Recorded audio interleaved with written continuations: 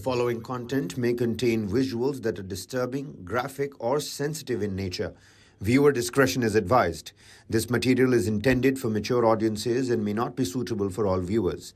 Please exercise caution while watching, and if you find such content distressing, we recommend discontinuing viewing. This disclaimer is provided to ensure awareness and to prioritize viewer well-being.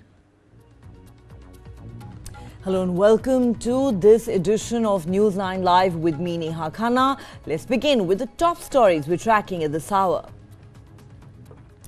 It's been over a month since Hamas initiated a deadly war against Israel, resulting in the deaths of 1,400 Israelis and the abduction of close to 250 people who are currently being held as hostages in Gaza. Since then, Israel has been conducting airstrikes and ground operations in the Gaza Strip. Let's take you through the latest updates on day 34 of the war. Now, Hamas has said it's open to a comprehensive deal for the release of hostages. Meanwhile, Israeli Prime Minister Netanyahu continues to stress that there can be no ceasefire until all the hostages are released. The Israeli Defense Forces have lost their 34th soldier in the Gaza ground offensive, while 130 Hamas tunnel shafts have been destroyed in Gaza, according to the IDF. The Gaza Health Ministry says more than 10,500 Palestinians have now been killed in the Israeli counter-offensive. Yemen's Houthi rebels brought down a US MQ-9 Reaper drone.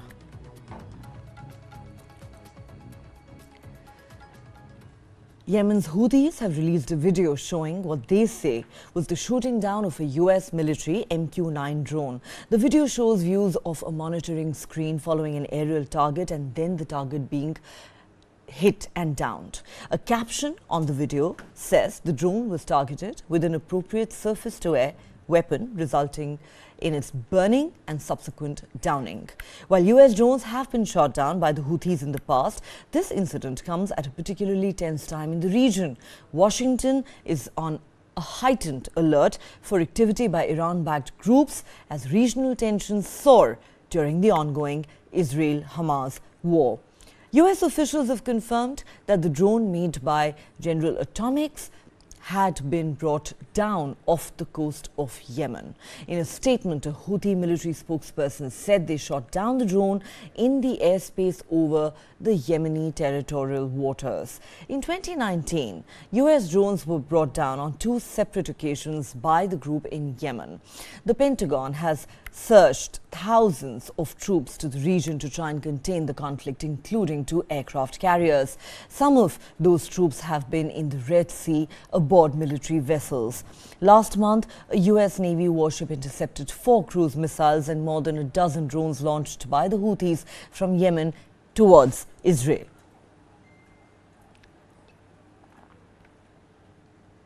Let's now give you an insight into the MQ-9 Reaper drone that is used by the US military. The MQ-9 Reaper drone, also known as Predator B, is an unmanned aerial vehicle developed by General Atomics Aeronautical Systems. It's designed for remote or autonomous flight operations and is primarily used by the United States Air Force for intelligence, surveillance and reconnaissance missions. The drone is larger, more capable and carries 15 times more payload than its predecessor, the MQ-1 Predator 1. It's almost 3 times faster than the MQ-1 Predator 2, and the MQ-9 Reaper has a 950 shaft horsepower turboprop engine, which allows it to cruise at high altitudes for long periods of time.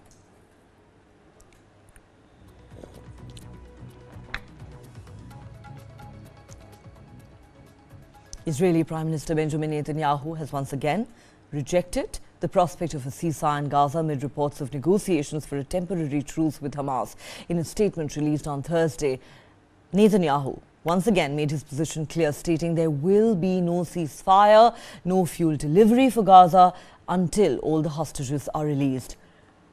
In a televised address marking the 1-month anniversary of Israel's war with Hamas, Netanyahu issued a stern warning to Iran-backed Hezbollah as well, saying if it opened a new front in this conflict from a base in Lebanon, it would have to pay a very heavy price.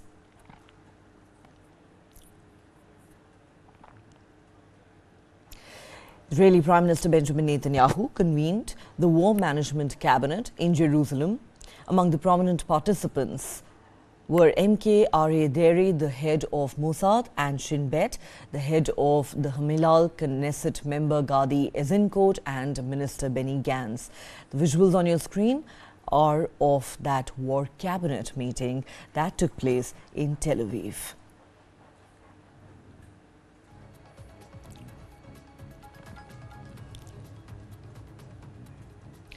Prime Minister Netanyahu also met with his Dutch counterpart Mark Rutte on Wednesday at his official residence in Jerusalem. According to the Israeli government, Netanyahu thanked the Dutch Prime Minister for his friendship and support in helping Israel during this time of war. This is the second visit for Rutte to Israel since the Israel-Hamas war erupted.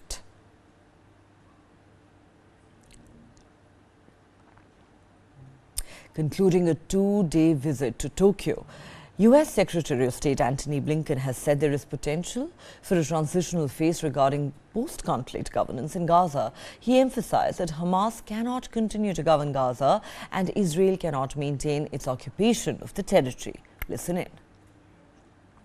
We had in-depth discussions about the steps that we are taking to address urgent needs on the ground. We all agreed that humanitarian pauses would advance key objectives: to protect Palestinian civilians, to increase the sustained flow of humanitarian assistance, to allow our citizens and foreign nationals to exit, and to facilitate the release of hostages. When it comes to post-conflict governance in Gaza, a few things are clear and necessary. One, Gaza cannot be continue to be run by Hamas. That simply invites a repetition of October 7th, and Gaza used as a place from which to launch terrorist attacks. It's also clear that Israel cannot occupy Gaza. What I've heard from Israeli leaders is that they have no intent to reoccupy Gaza and retake control of Gaza. So the only question is there some transition period that might be necessary, and what might be the mechanisms that you could put in place for that to make sure that there is security. Few details are known of the Israeli military's ground operations as it pushes deeper into Gaza fighting Hamas. A small group of foreign journalists were given a rare view of Israel's invasion on the shattered fringes of Gaza City. Here's a report. It's a workshop for weapons. Lieutenant Colonel Ido is talking to a Reuters journalist on the shattered fringes of Gaza City. Few details are known of the Israeli military's ground operations as it pushes deeper into Gaza, fighting Hamas. Reuters was part of a small group of foreign journalists given rare but brief access to its troops. It only lasted an hour and a half, and on the condition that any footage recorded was reviewed by the Israeli army, although no footage was removed. Ido is only the officer's first name. They didn't give his name in full. He's just shown what he says was 2 floors of Hamas weapons workshops hidden underneath a small family apartment. This is a child's room. From houses like this, 1,500 Israelis were murdered or slaughtered. It's been a long 2 weeks of fighting. It's not an operation, it's a war. It's going to last time. It's going to take its time. Until Hamas no longer exists, we're trying not to harm innocent people. We give all the people who live here a good heads up that we're coming. We need to evacuate till the Gaza Lake, which is going south. So we know that every people that are here are our enemy. We have not seen any civilians here, only Hamas. Ido says the workshop weapons included drones, seen here in these boxes, although Reuters couldn't verify what was made in the ruined building. All of the buildings here are ruined, every one in sight. Dirt mounds have been pushed up by the military to give protection to army vehicles parked around them. Many vehicles also have this sturdy metal rigging mounted on top to protect against those drones. The message that they're not trying to harm civilians is consistent. This soldier has been here longer than some others. I was one of the first soldiers that came in this neighborhood. And yes, when we came in, we weren't shooting when we just came in. We were getting shot at. They were shooting at us. So we had to shoot back to protect our lives. I'll tell you something. The Israeli army is here to protect innocent people. These were civilians fleeing the city in video obtained by Reuters. Gaza's health authorities, which are run by Hamas, say over 10,000 Palestinians have been killed in the conflict, and 40% of those children. The U.S. government, Israel's biggest ally, has recently put the number in the thousands without giving specific numbers. Reports of close fighting deep in the city has coincided with footage like this of Hamas fighters, which Reuters could not verify either. The Israeli military says it's allowing humanitarian pauses in the fighting at specific times to allow more civilians to flee.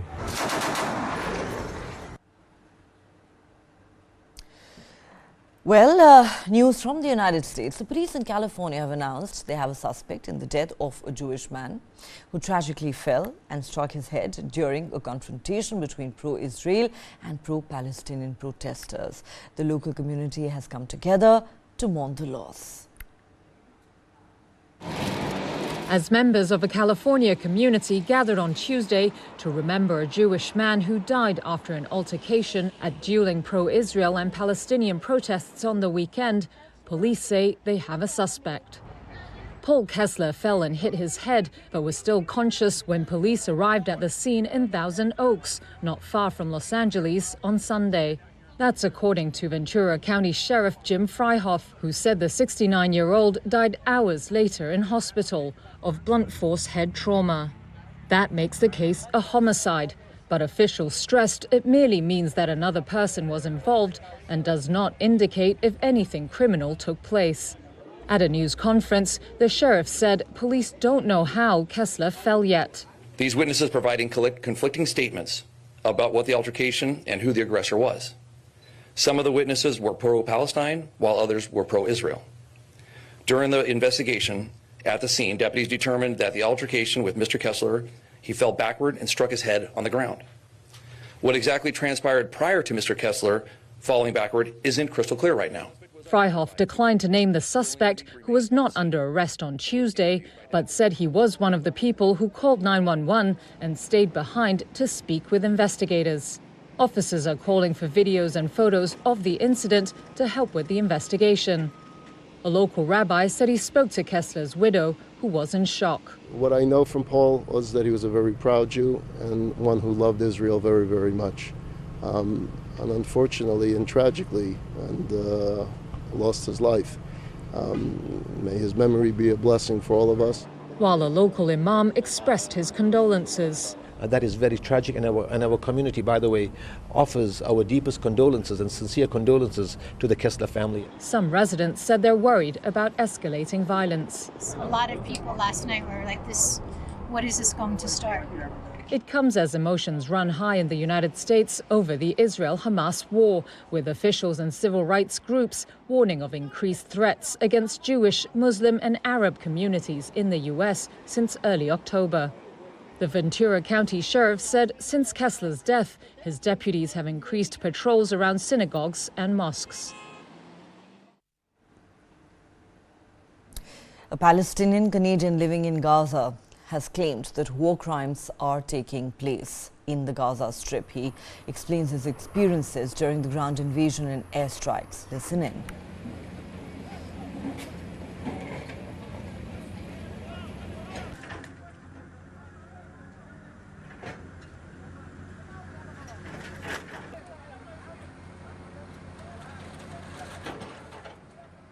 Hospitals have been bombed, schools, refugee centers, churches, mosques, cultural centers, gyms, people in ambulances.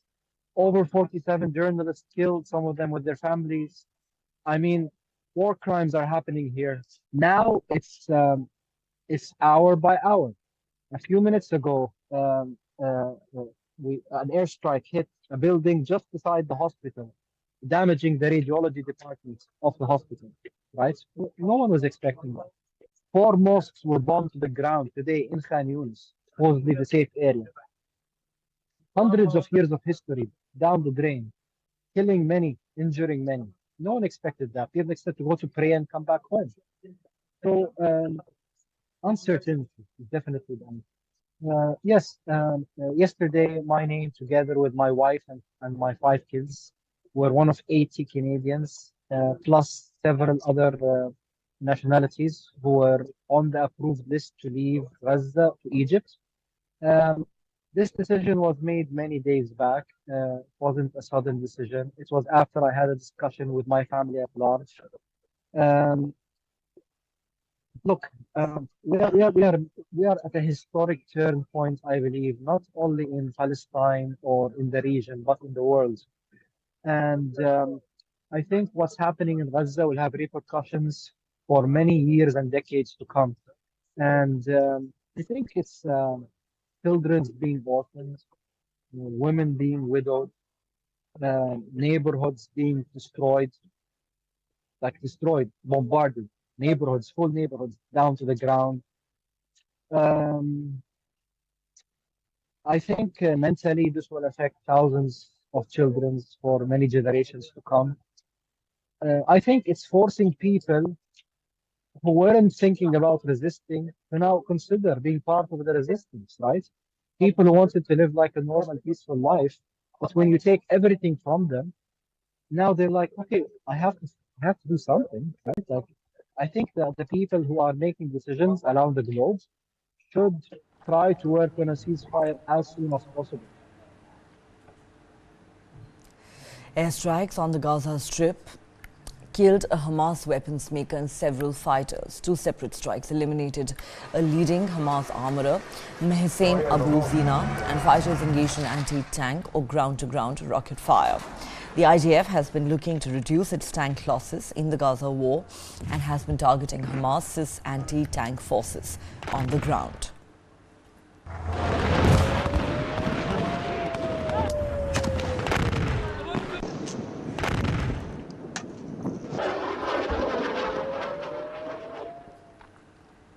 Families of the hostages and victims of the 7th October massacre in Israel recalled their last moments with loved ones who were caught in the violence as it unfolded across several Israeli towns in the south of the country. The families recalled the last moments with their loved ones. Listen in.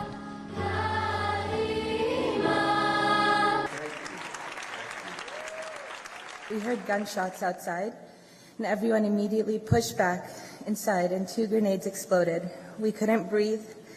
They then walked in and began to fire what sounded like 1,000,000 bullets. One hits my leg. I whisper, "Abba, I'm shot." He didn't reply. I went numb. I knew that he had passed away. 40 entered the Megunit that morning. 7 hours later, only 9 of us made it out.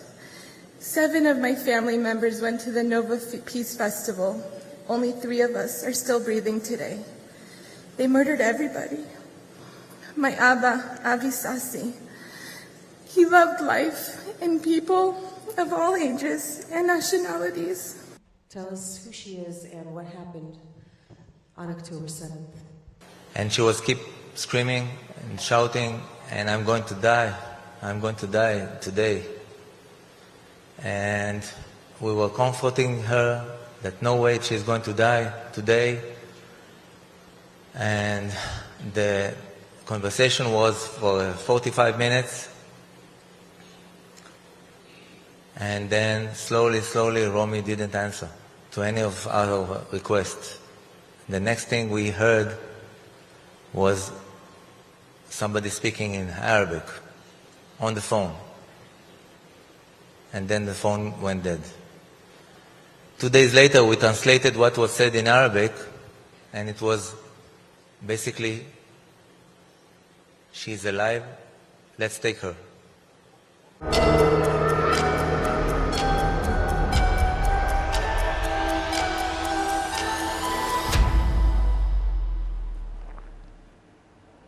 The BSF has said Pakistan Rangers resorted to unprovoked firing targeting its forward posts in the Ramgarh sector of the international border.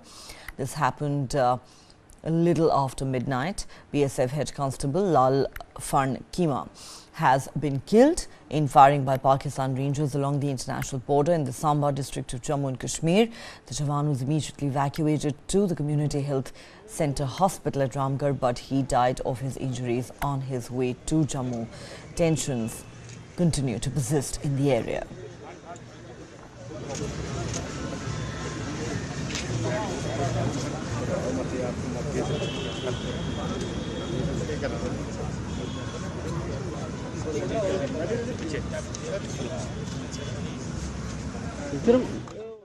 हमारे जो जीवन पर्यंत का कर्तव्य हमारा लक्ष्य रहा है, आदर्श वाक्य रहा है और हमारा हर बहादुर साथी इस आदर्श वाक्य के मन में रख करके अपना हर प्रकार का सैक्रिफाइस देने के लिए लड़ता है और उसी कड़ी में एक सर्वोच्च बलिदान हमारे बहादुर साथी द्वारा दी गई है, उसको हम नमन करते हैं, उनके परिवार को हम संवेदना व्यक्त करते हैं। कि खलल करने के प्रयास जब कभी भी प्रारंभ होता है उसके इस प्रकार बहुत कड़ी जवाब उनको मिल जाता है, जिससे और आगे साहस नहीं कर पाता है। इस सिलसिले में भी जो अभी रिसेंटली जो कुछ एक दो घटनाएं हुई हैं उसमें भी हमने भारी नुकसान सामने जिन तत्वों ने कोशिश किया उनको पहुंचाया है, जिससे हम उम्मीद करते हैं कि वो दुस्साहस कर नहीं पाए। देखिए, हमारे हर बहादुर साथी स्वप्रेरणा से, हाई मोरल से, एक प्रोफेशनल कॉम्पिटेंस से लड़ने के लिए सक्षम है और हमारे ऑफिसर्स हर प्रकार का लीडरशिप उनको मुहैया करा रहे हैं और उनके साथ साथ कंधे पे कंधे मिला करके और हमारे सब साथी हर चुनौती को स्वीकार करने के लिए तत्पर हैं और निष्ठापूर्वक काम कर रहे हैं। A joint operation was launched by the Indian Army and the Jammu and Kashmir Police in Shopian. Security forces killed a terrorist connected to the terror group the Resistance Force, which is a branch of the Lashkar-e-Taiba. The terrorist's identity has not yet been made public, pending investigation. According to authorities, weapons and ammunition that may be used as evidence were found at the scene of the incident. The operation is still ongoing as security personnel are searching the area to make sure there are no further threats.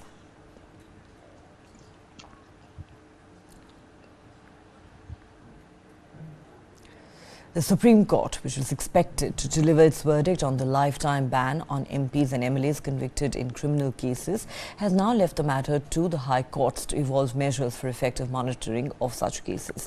The Supreme Court has said it would be difficult for it to lay down uniform guidelines. The top court has asked High Courts to register suo motu cases for effective monitoring and disposal of cases involving MPs and MLAs. The Apex Court's observations came on a writ petition filed by Advocate Ashwini Kumar Upadhyay in 2016, seeking a lifetime ban on legislators who are convicted in criminal cases. The petitioner had pointed out that bureaucrats and judicial officers who are convicted and debarred from holding offices ever again, but a different set of rules are applied for MPs and MLAs who are in a similar situation. तभी high court को direction दिया है माननीय supreme court ने कि आप अपने अपने हाई कोर्ट में एक स्पेशल बेंच बनाइए और अपने अपने राज्य के एमएलए एमपी की केसेस की मॉनिटरिंग करते रहिए। पूरे देश की जो डिस्ट्रिक्ट कोर्ट्स हैं उनके चीफ जस्टिस को भी इसमें डायरेक्शन है कि आप जो डिस्ट्रिक्ट जज हैं वो भी लगातार देखते रहेंगे। एमएलए एमपी के केस जो गंभीर मामले हैं पहले उनको सुना जाएगा, गंभीर के बाद जो 5 साल तक की सजा वाले हैं वो सुने जाएंगे, बाद उसके बाद जो छोटी सजा के हैं। लेकिन एक बात स्पष्ट कर दिया है माननीय सुप्रीम कोर्ट के, अब एमएलए एमपी के केसेस में कोई एडजमेंट नहीं होगा, कोई तारीख पे तारीख नहीं होगी। ऐसा नहीं होगा कि उनके डिफेंस काउंसिल आके बार बार तारीख मांगते जाएं और डिस्ट्रिक्ट कोर्ट उनको तारीख पे तारीख देती जाएगी। डिस्ट्रिक्ट कोर्ट्स के लिए मैंडेटरी हो गया है, आपको 1 साल के अंदर फैसला करना ही करना है। हाई कोर्ट के लिए मैंडेटरी हो गया है, प्रत्येक हाई कोर्ट एक स्पेशल बेंच बना के रखेगी, जो हाई कोर्ट में मुकदमे चल रहे हैं उनको भी सुनेगी डे टू डे बेसिस पे, और वो हाई कोर्ट जो डिस्ट्रिक्ट कोर्ट के मुकदमे चल रहे हैं उनको भी मॉनिटरिंग करती रहेगी। अब इसके बाद जो अगला मुद्दा बचा है हमारा, वो है लाइफ बैन का, कि जो आदमी सजा याफ्ता है उसके चुनाव लड़ने, पार्टी बनाने और पार्टी पदाधिकारी बनने पे आजीवन प्रतिबंध लगाया जाए। अभी तक 250 सांसदों और विधायकों को सजा हो चुकी है।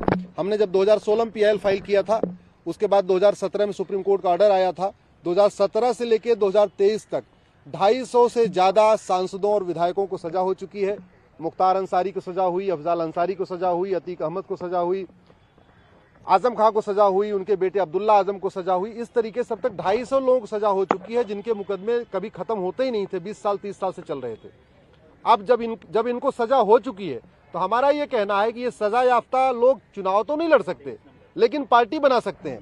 दूसरा, इनके चुनाव लड़ने पे केवल 6 साल का बैन है। हम ये कह रहे हैं कि जिस तरीके से पब्लिक सर्वेंट होता है, पब्लिक सर्वेंट को अगर 2 दिन की सजा हो जाए तो हमेशा हमेशा के लिए टर्मिनेट हो जाता है, सस्पेंड हो जाता है। वही प्रावधान अब एमएलए एमपी पे भी लागू होना चाहिए। जिसको सजा मिल चुकी है, न वो पार्टी बना पाए, न पार्टी पदाधिकारी बन पाए और न पूरे जिंदगी चुनाव लड़ पाए। अब इस मुद्दे पे अगले महीने सुनवाई होगी। अब लेकिन आज जो सुप्रीम कोर्ट ने कह दिया है कि पूरे देश में जहां भी एमएलए एमपी का मुकदमा चल रहा है, चाहे वो डिस्ट्रिक्ट कोर्ट में हो, चाहे हाई कोर्ट में हो, वो सारे के सारे 1 साल के अंदर डिसाइड किए जाएंगे। DMK's Organising Secretary R.S. Bharati's comments on the culinary habits of the people of Nagaland has created a political storm in Tamil Nadu. The governor, in a statement issued from Raj Bhavan, has criticised Bharati for his statement. During an event organised as part of the Kalainar centenary celebrations, Bharati said Governor R.N. Ravi had been acting to cause trouble to the ruling DMK government and was purposefully not providing assent to bills adopted in the Legislative Assembly. He said the people of Nagaland had chased R.N. Ravi from the state, and while referring to the people of Nagaland, he called them dog meat eaters. This is what Bharati said at the event, and I quote, "Do you know what happened to him in Nagaland? They drove him away from there." Don't get me wrong, I'm saying this as an example. The people of Nagaland eat dog meat. If those who eat dog meat can be so sensitive that they chased away the governor, imagine how sensitive the people of Tamil Nadu are who eat rice with salt. Ravi should not forget that. Tamil Nadu BJP President Annamalai has criticised Bharati for the statement. DMK and its office bearers continuously abusing governor, and now their abuse has gone one step further. The whole northeastern brothers and sisters are being abused by a senior party functionary of DMK, Mr. R.S. Bharati, and he has called our brave Naga people. Naga people have a very unique tradition. They are India's pride, they are our country's pride. And for people who don't know much about Nagaland and its culture, the very beautiful culture, I am willing to put 50 tickets to DMK, and whoever from DMK is willing to go to Nagaland, see their beautiful culture, Tamil Nadu BJP will sponsor 50 tickets to anybody from DMK. Because you call the brave Naga people as dog eater. That is an insult to the whole of India, insult to the whole of our countrymen. We can't take this any further. You call Naga people as dog eater who don't have any sense of respect. That is what DMK is calling. That is why BJP Tamil Nadu, we are writing a letter to Mr. M.K. Stalin. Please give 50 names from your party, and all the 50 people will sponsor from Tamil Nadu BJP side. Let them go to Nagaland, see the beautiful culture, and come back and make a comment. And you people don't even cross Tamil Nadu, you are within Tamil Nadu, you speak all kinds of nonsense. And without even knowing somebody's very unique culture, you want to question them. You want to call them by very bad names. The Honorable Governor is being continuously abused by DMK because the people of Tamil Nadu know DMK is very corrupt, the government is very corrupt. To sidestep all matters, they are shifting their radar on governor's side. Because they think attacking governor, people will forget the misgovernance of DMK. But sadly for DMK, people are very clear what DMK is all about. 2024 elections will show that DMK has to be shown the door. DMK leader R.S. Bharti later clarified that he was actually praising the people of Nagaland and didn't mean to belittle them. He added that his speech was being misrepresented. We have not insulted them. We have, in fact, we have spoken in praise of them. This is being misinterpreted. My full speech has been published in Hindu, in English Hindu and Tamil Dinamalar. They can read it and ascertain. The Lok Sabha's Ethics Committee is expected to recommend the termination of Trinamool leader Mahua Moitra's membership of Parliament. The panel will meet to consider and adopt its draft report on the cash for query charges levelled against Moitra by BJP MP Nishikant Dubey. The panel is probing Dubey's allegations that Moitra accepted gifts and favours for asking questions in the Lok Sabha at the behest of businessman Darshan Hiranandani. The draft report has taken a serious view of the allegations and found Moitra's acts objectionable, unethical and criminal, as they put it. The committee was of the view that the Trinamool MP should be punished. The panel's recommendations will be submitted to the Lok Sabha Speaker during the winter session of Parliament.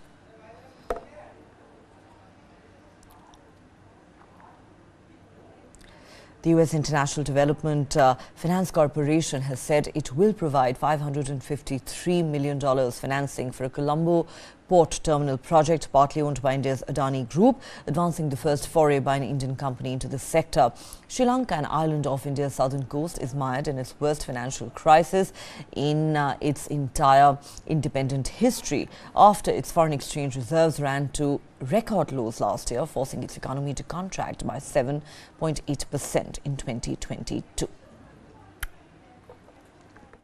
A project that creates jobs for local communities, a project that supports economic growth at a time of high need for economic growth, a project that makes a difference for the national economy and truly for the international economy by having more capacity for deep water transshipment, the realities in this region, and for global trade, make this a critical addition to our global. This magnitude of an investment and the transformation gives a very, very positive signal to the world that Sri Lanka is ready for investment, Sri Lanka is ready for transformation, and Sri Lanka has a lot of potential.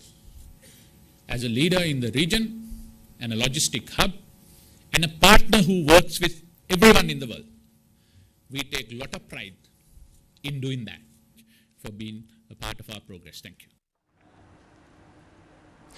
The Italian government is hailing a historic plan to send seaborne migrants to Albania under a deal announced this week, which will allow Italy to build one migrant reception centre and a detention camp in the country. According to official documents, Albania will hold 300 migrants at one time.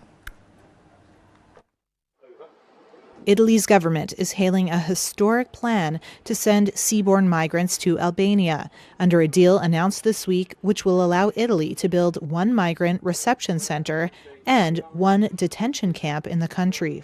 According to official documents seen on Wednesday, Albania will hold a maximum of 3,000 migrants at any one time. It's part of an EU drive to clamp down on irregular immigration and represents the first time a non-EU country is accepting migrants on behalf of an EU nation. More than 145,000 sea migrants have arrived in Italy so far this year. In che cosa consiste l'accordo? Italian Prime Minister Giorgia Meloni said as many as 36,000 migrants could pass through Albania camps each year, but that depends on how quickly Italy can process asylum cases. Meloni said the aim is to examine cases within 28 days, but experts say red tape might get in the way and lengthy procedures could place an unjustified burden on the migrants. Experts also noted that repatriating failed applicants is hard, given the lack of return deals with migrants' home nations. Amnesty International's Serena Chiodo said the Italy-Albania deal violates migrants' rights. The automatic detention of persons is forbidden by international law, and to bring people from Italian ships directly to Albanian territory to detain them in closed facilities would be an application of the violation of automatic detention. And this worries British retailer Marks & Spencer has reported a much better than expected 75% rise in the first half profits and restored its dividend, but cautioned the combination of high borrowing costs, erratic weather and geopolitical events may soon weigh on shoppers. Here's a report. Shares in Marks & Spencer, among Britain's best-known retailers, flew up over a tenth on Wednesday. Investors saw a much better than expected 75% rise in first half profit and a return of their dividend. The firm reported $441.7 million in profit for the 6 months to September 30th, far higher than analysts projected.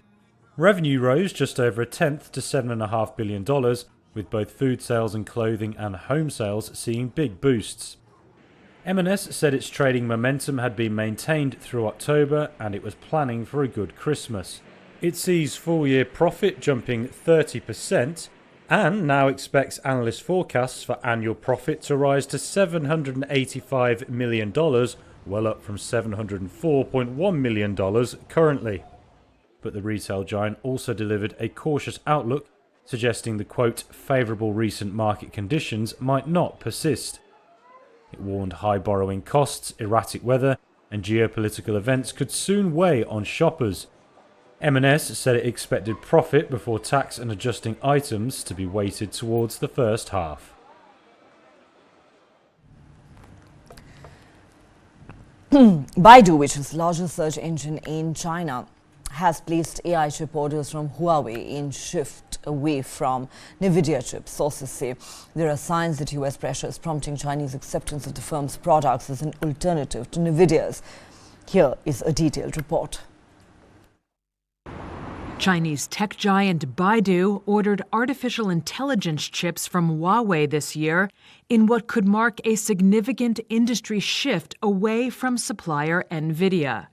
That's how two sources who spoke to Reuters exclusively characterized the move, as it showed how U.S. pressure could lead some firms to find an alternative to America's top chip maker in the high-stakes AI race. One source said Baidu, which has become one of China's leading AI firms, placed the order in August ahead of new rules put in place in October by the U.S. government that tightened restrictions on chip exports to China, including those made by NVIDIA. The order was relatively tiny compared to what Chinese tech firms have historically ordered from NVIDIA, with Huawei's chips still seen as far inferior to NVIDIA's in terms of performance. But they were the most sophisticated domestic option available in China, a source said. Baidu, along with Chinese peers Tencent and Alibaba, has been known to be a longtime client of NVIDIA. It was not previously known to be an AI chip customer of Huawei. Analysts predicted last month that the U.S. curbs would create an opening for Huawei to expand in its $7 billion home market. The company has been the subject of U.S. export controls since 2019. Baidu and Huawei did not respond to requests for comment. NVIDIA declined to comment. Nintendo is diving headfirst into the world of live-action movies by announcing a new real-life adaptation of its popular Legend of Zelda video games. This move is part of Nintendo's strategy to expand beyond their primary gaming business and make the most of their iconic characters through theme parks and movies. Nintendo is diving headfirst into live-action movies with a new real-life adaptation of its popular Legend of Zelda games. The company announced the project on Wednesday as their latest push beyond their core gaming business, trading on their popular characters with theme parks and movies. It saw runaway success with a Super Mario Bros. Film in April. It was the highest-grossing box office of the year, up until Barbie, and underscored the appeal of Nintendo's franchises.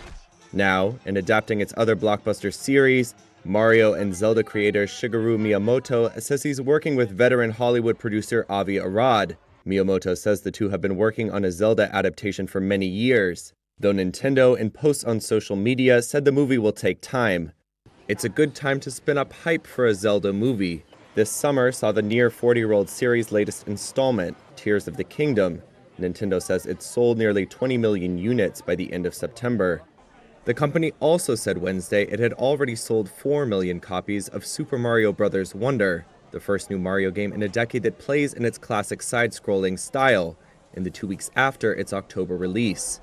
While gaming remains Nintendo's core profit driver, in the first half of the current financial year, sales more than doubled in its mobile and intellectual property-related business, like its Super Nintendo World parks in Hollywood and Japan. In other international news, in the coastal villages of Belgium, the centuries-old tradition of horseback shrimp fishing is facing a challenge due to climate change. Here's why. On Belgium's far western coast, traditional horseback fishers are seeing firsthand how climate change is altering the ecosystem of the North Sea. They report catching less shrimp, but more weaver fish and squid, traditionally found further south. We have less shrimp catch than we used to, but we also have more weavers and animal species that you didn't see here before, which come from the Atlantic as the water warms up. The coastal village of Oostduinkerke is the last place in the world where horseback shrimp fishing is still practiced. Fishermen like Gunther van Bleu ride horses through shallow waters. As the horse walks, the chain drags over the sand and creates vibration that causes the shrimp to jump into the net. The best period to fish for shrimps used to be from September until December, when it starts to freeze. What we see now is that we get the best catches later in the season. I guess that there is a link with the climate change, because the water and the temperatures we live in have warmed up. That rise in temperatures has disrupted traditional seasons for the small horseback fishing community. NASA says oceans have absorbed 90% of the global warming that humans have caused in the last few decades. In the North Sea, surface temperatures have increased by around 0.3 degrees Celsius every decade since 1991.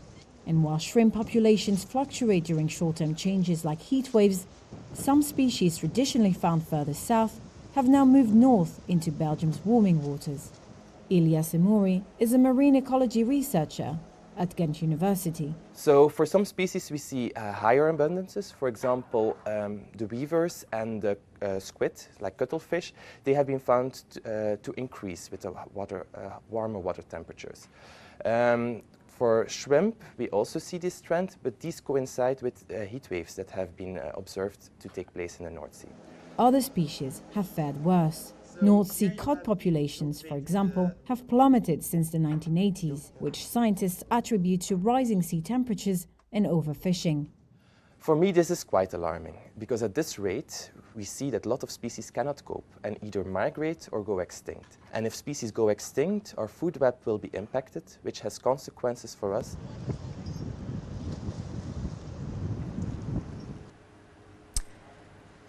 A report on climate change claims that 2023 could become the hottest year on record because of unprecedented temperature anomalies. The report was published by the Copernicus Climate Change Service. The Deputy Director, Samantha Burgess, added that October 2023 has been identified as the warmest October globally. She emphasized the pressing need for urgent and immediate climate action leading up to COP 2018. So October 2023 was the warmest October on record globally, with an average surface temperature of 15.3 degrees Celsius. What this means is this last month was 0.85 degrees Celsius above the recent average and 0.4 degrees Celsius above the previous warmest October. So the only time that we've ever had a bigger difference between the previous warmest month and the current one is last month in September. So October 2023 is almost as shocking as September 2023 was. And that's all the time we have on this edition of Newsline Live. Thanks so much for watching.